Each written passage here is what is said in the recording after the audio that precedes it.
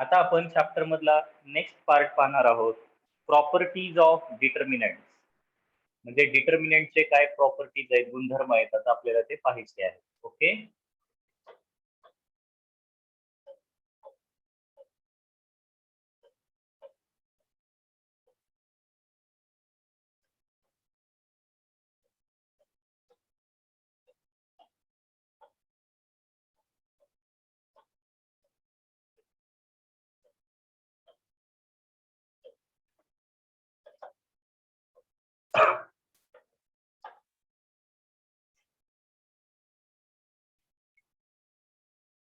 Properties of determinant मध्ये पहिली property लिहायची आहे तुम्हाला. Write down property number 1.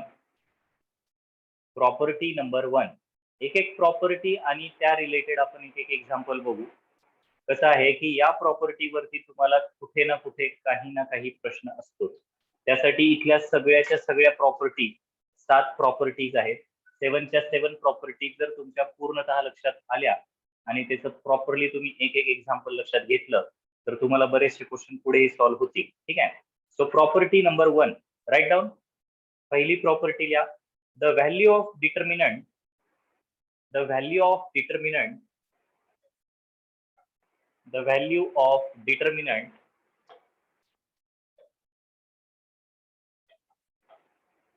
the value of determinant remains unchanged. The value of determinant remains unchanged. The value of determinant remains unchanged if its rows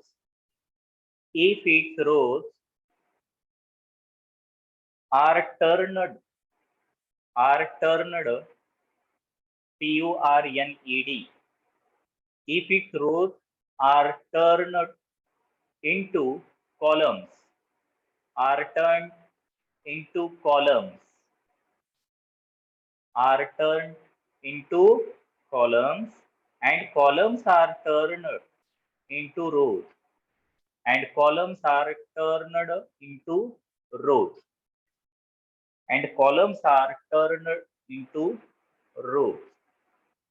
याचा स्पष्ट अर्थ असा होतो की जर तुम्ही कॉलमला रो मध्ये किंवा रोला कॉलम मध्ये घेऊन आलात तर त्यावेळेस तुमचा जो व्हॅल्यू आहे डिटर्मिनंटची ती काय असते, सेम राहते.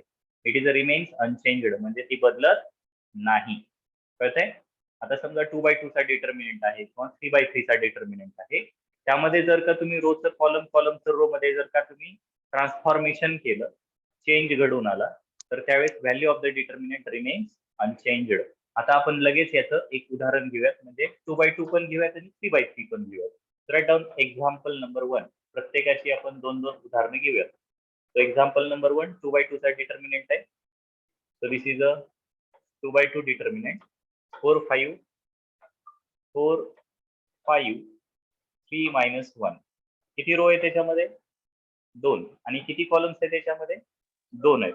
आता आपण काय करूयात की याचं एक याला आपण लिहूयात की let D equal to, you have to write like this, let D equal to.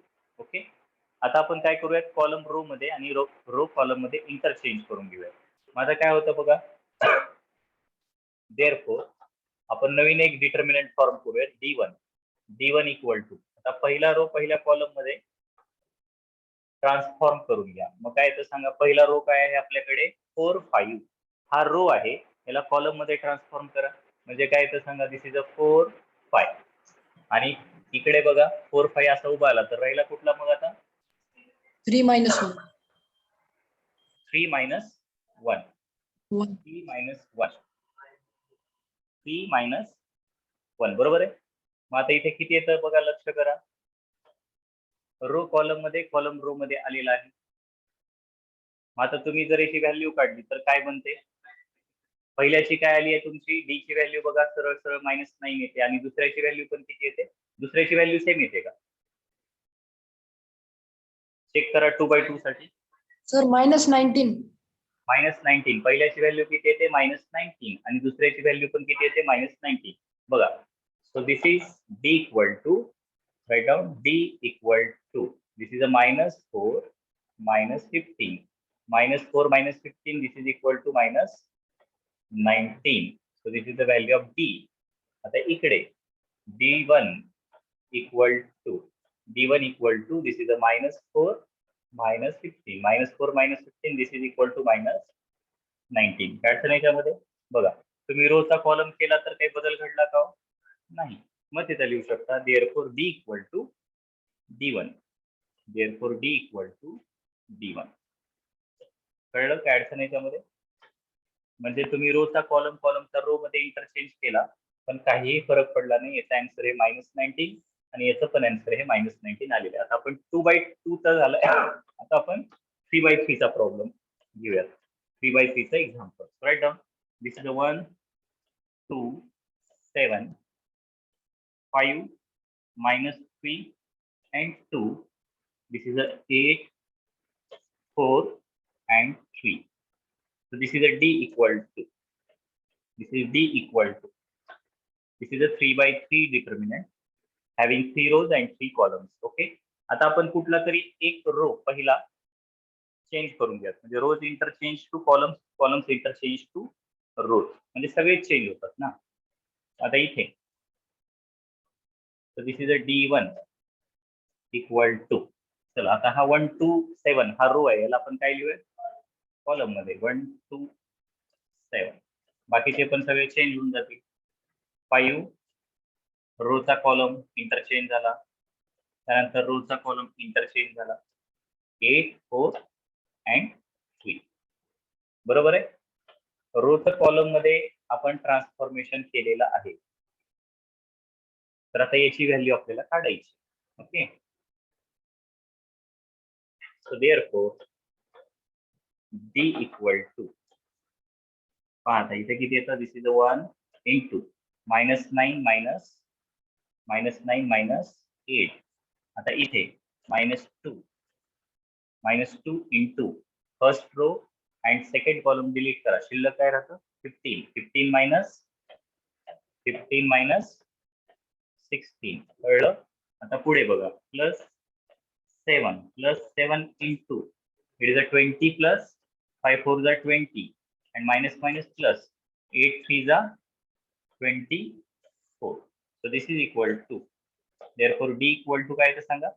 This is a -17. This is a -17 minus 2 into this is a -1 and +7 into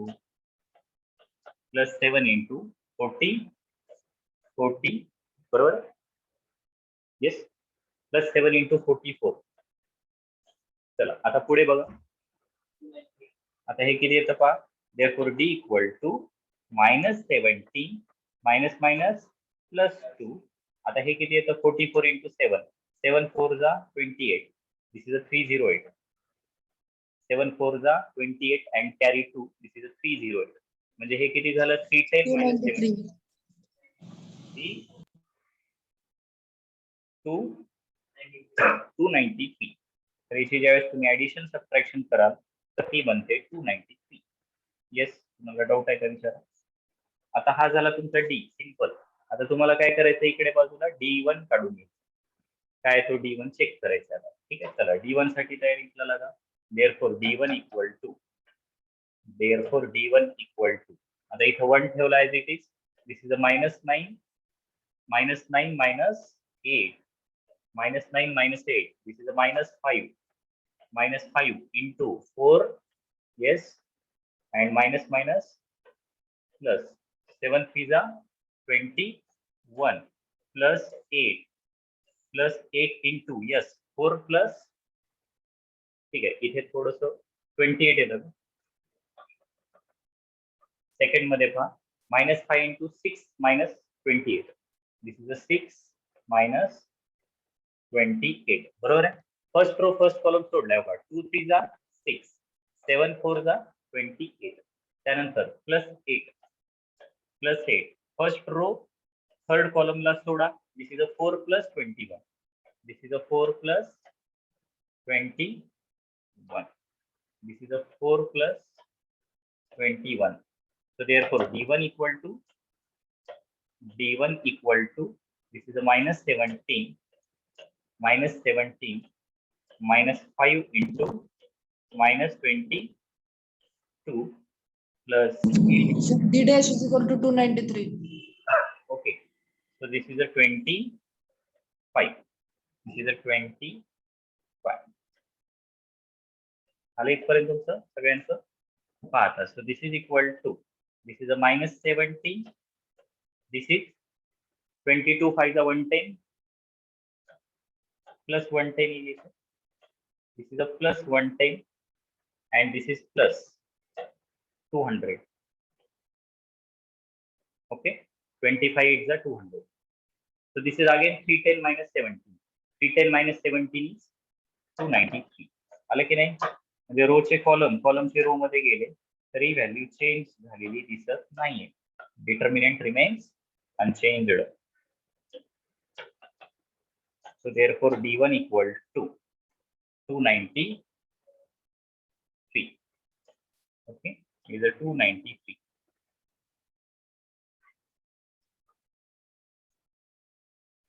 So therefore D1 equal to D equal to D1. Therefore D equal to D1 असं तुम्हाला लिहिता येतं. खाली लिहायचं तसं. Therefore D equal to D1. हे सगळं तुम्हाला एका खाली एक लिहायचं लक्षात घ्या. हे मी इकडे तिकडे लिहिलंय. तुम्हाला लिहित असताना हे पूर्ण एका खाली एक लिहायचं आहे. सो ही प्रॉपर्टी फॉलो झाली की if you interchanges column to rows and rows to columns, the value of the determinant remains unchanged. याची 2/2 चाही प्रॉब्लेम झाला आणि 3/3 चाही. चला आता प्रॉपर्टी नंबर 2 कडे जाऊयात. Write down property number 2. तुम्हाला इथे एक ऍडिशनल असं लिहायचं असेल सिस्टमॅटिक तर हे असंही लिहिता येतं का, याला नंबर 1 टाकणे आहे ना, त्यानंतर याला 2 टाकणे आणि फ्रॉम 1 and 2 म्हणणे. तर असं म्हणायचं असेल तर म्हणू शकता तुम्ही, काय हरकत नाही. म्हणजे कुठून आलं, फ्रॉम 1 and 2 असंच लिहू आपण. फ्रॉम 1 and 2 अडचण याच्यामध्ये. Yes, from 1 and 2. From 1 and 2. Yes, online मध्ये आलं का लक्षात हे सगळ्यांना? हो सर. ओके, चला नेक्स्ट. हा 2/2 चा प्रॉब्लेम झाला. लक्षात घ्या, एक्झाम्पल 2/2 चाही होतं आणि 3/3 चाही घेतलंय. रोचे कॉलमचे रो. पहिली प्रॉपर्टी काय सांगते की रोचं कॉलमचं रो मध्ये जरी तुम्ही इंटरचेंज केलं तर value of the determinant remains unchanged. That is the value remains same. तिची जी व्हॅल्यू आहे डिटर्मिनंटची ती सेम राहते. So this is the property number 1. चला प्रॉपर्टी नंबर 2 खाली लाईन ओढा. प्रॉपर्टी नंबर 2 लिहा. if any two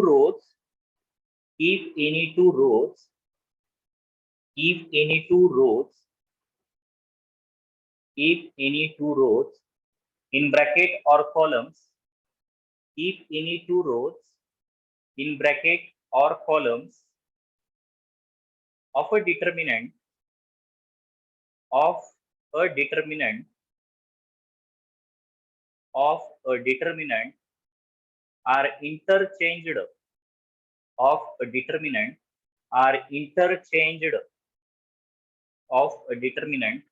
are interchanged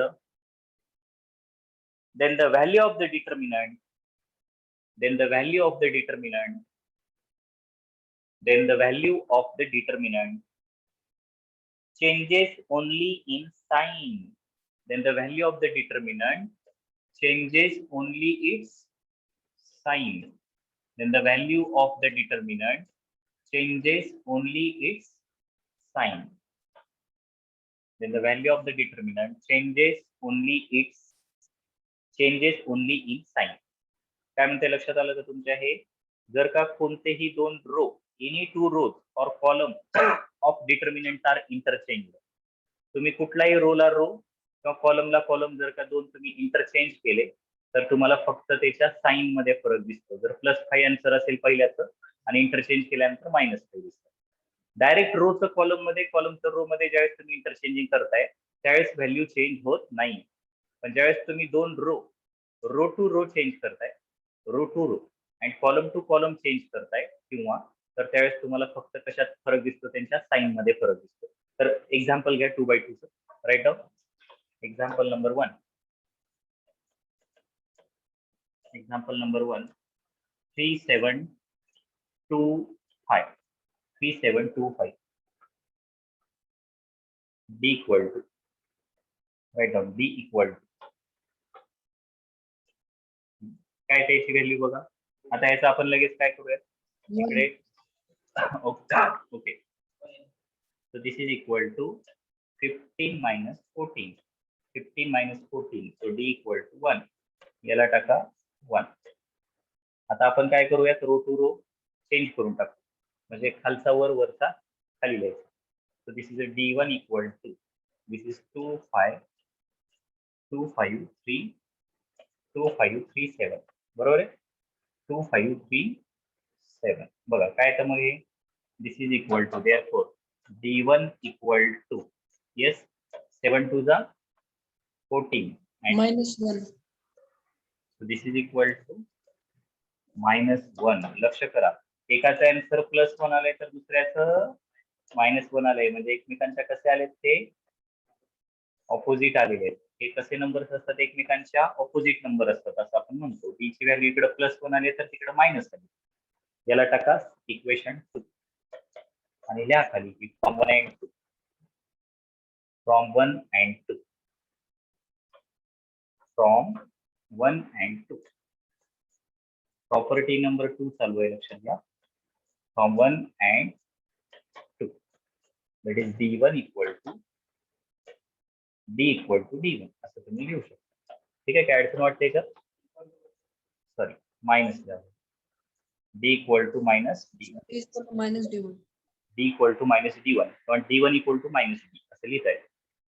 बघा हा प्लस आहे इथे +1 आहे तर इकडे काय दिसतोय तुम्हाला -1 दिसतोय म्हणजे रो बघा हा पहिला रो होता तर तो कुठं आला दुसरा रो झाला आणि हा जो दुसरा रो होता तो काय झाला पहिला रो. रो टू रो केलंय कॉलम मध्ये नाही केलं. रो टू रो चेंज आहे किंवा आता कॉलम टू कॉलम जरी चेंज केला तरी तुम्हाला त्याचा आन्सर रिव्हर्स झालेलं दिसेल. आता याच प्रॉब्लेमला आपण कॉलम टू कॉलम चेंज करून बघू लगेच. ठीक आहे चला याच एक्झाम्पलला काय करा खाली लिहा परत एकदा डी घ्या. चला टेक डी इथे परत एकदा डी घ्या. आता व्हॅल्यू तीच लिहायची तुम्हाला 3275. आता कॉलमला चेंज करा. ठीक आहे मग आता इथे d1 काय घेणार तुम्ही d1 इक्वल टू पहिला कॉलम घ्यायचा 7 5 दुसरा कॉलम घ्यायचा 3 2 दुसरा कॉलम घ्यायचा 3 2. बघा बरं आता आपण कॉलम टू कॉलम चेंज केलेला आहे. आन्सर मध्ये काय फरक पडतो बघूयात आता आपण. so d इक्वल टू बघा हे किती आलं दिस is a 15 minus 14 so this is d equal to Sir, D is equal to 1 and D dash is equal to -1. Okay बघा हे किती आलं दिस is a 14 minus 15 so again काय फरक पडला तर +1 -1 म्हणजे साइन मध्ये फरक पडला असं म्हणायचं. एकाचं साइन प्लस आलंय तर दुसऱ्याचं मायनस आलेलं आहे लक्षात ठेवा. एकाचं साइन इथे +1 दिसतंय एकाचं -1 दिसतंय. मग तेच म्हणलंय तुम्ही प्रॉपर्टी मध्ये की हे एकमेकांच्या कसे येतात ऑपोजिट साइन आहेत. फक्त row to row column to column interchange करा तुम्हाला बरोबर एकमेकांच्या ऑपोजिट सापडतात. So from 1 and 2 d equal to -d1 असं लिहिता येतं. Right down from 1 and 2 from 1 and 2 from 1 and 2 d equal to -d1 finish. आता आपण 3/3 पण घेऊया ते लक्षात येईल तुमच्या पूर्ण प्रॅक्टिस पण होत चालली आहे तुमची सगळी. लक्षात घ्या हे आत्ताच प्रॅक्टिस असते एकदा हे संपलं की परत डिटर्मिनंट आपण कधी बघतच नाही. त्यामुळे जी काही प्रॅक्टिस आहे तुमची ती आत्ताच करा परत डिटर्मिनंट काढण्याची गरज लागत नाही. आता 3/3 चा डिटर्मिनंट घ्यायचा आहे तुम्हाला. So this is a 2 3 0 1 -4 8 9 11 and 4. This is D. This is equal to D. आता याचं फक्त रो साठी करूयात आपण. आता पहा दुसरा रो तिसऱ्यात आणि तिसरा रो दुसऱ्यामध्ये हा इकडे इंटरचेंज करू. that is R2 interchanges to R3. मग नवीन एक इकडे डिटर्मिनंट तयार होईल तुमचा. So D1 equal to this is 2 3 0 पहिला रो जशाच तसा तिसरा रो दुसऱ्या ठिकाणी आणा. So this is a 9 11 and 9 11 4. This is a 1 -4 and 1 -4 and 8. This is the 1 -4 and 8. ठीक आहे. This is the 1 -4 and 8. Okay. चला आता याच्या व्हॅल्यू काढूयात आता आपण डिटर्मिनंटच्या.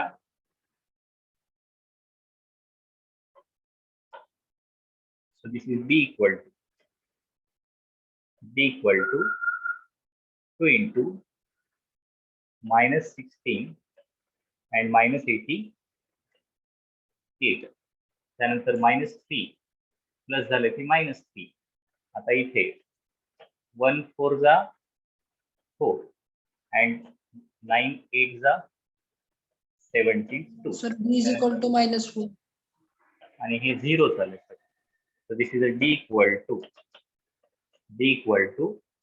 2 into, this is a -104. This is -104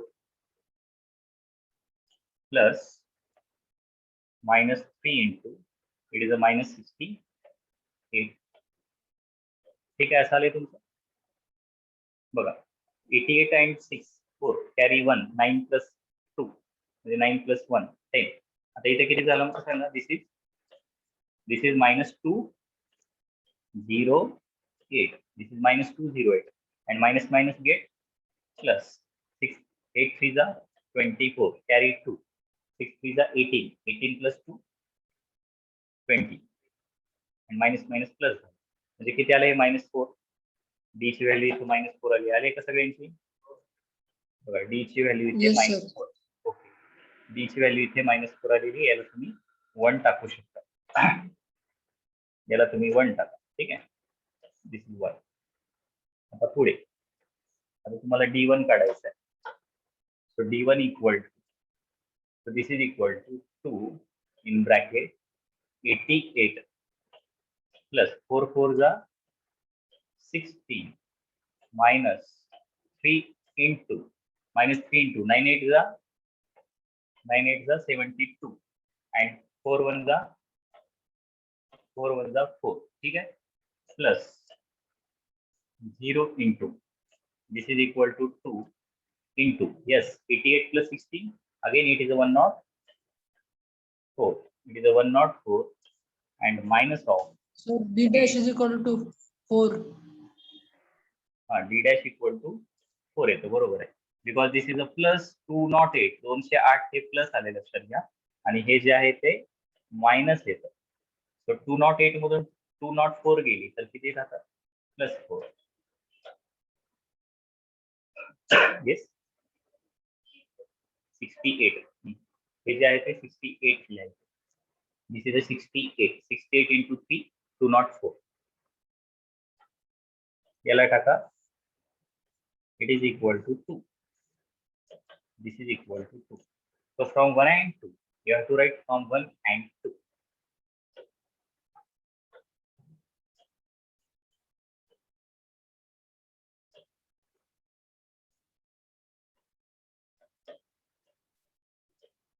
From 1 and 2, d equal to minus d1.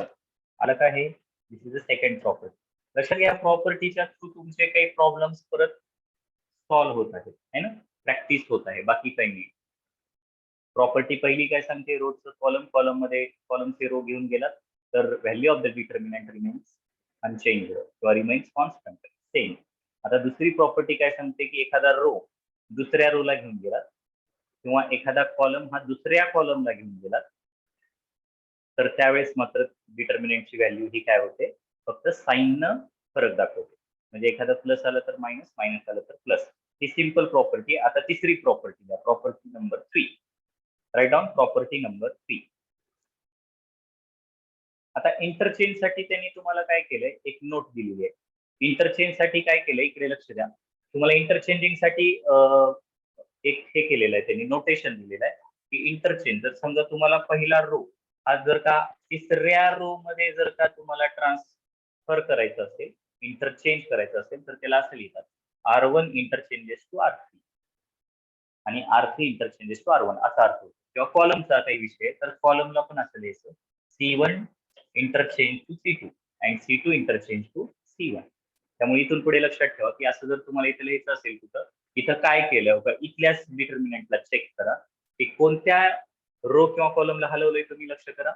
R1 to R3 R2 to R2 to R3 R3 to R2. मग इथं लिहायचं असतं की बाय अप्लाइंग म्हणता येतं, by applying R2 interchange to R3 असं म्हणता येतं. ठीक आहे, कॉलम्स असेल तर बाय अप्लाइंग असं म्हणता येतं किंवा बाय युझिंग पण म्हणतात. हे लक्षात ठेवा इथून पुढे. ठीक आहे, बाय युझिंग म्हणा किंवा बाय अप्लाइंग म्हणा. काय डाऊट आहे याच्यात? येस, आवाज येतोय सगळ्यांना? चल, प्रॉपर्टी नंबर आता आपण 3 पाहूया. प्रॉपर्टी नंबर 3 ला, if any two rows or columns, if any two rows or columns, if any two rows in bracket or column of a determinant of a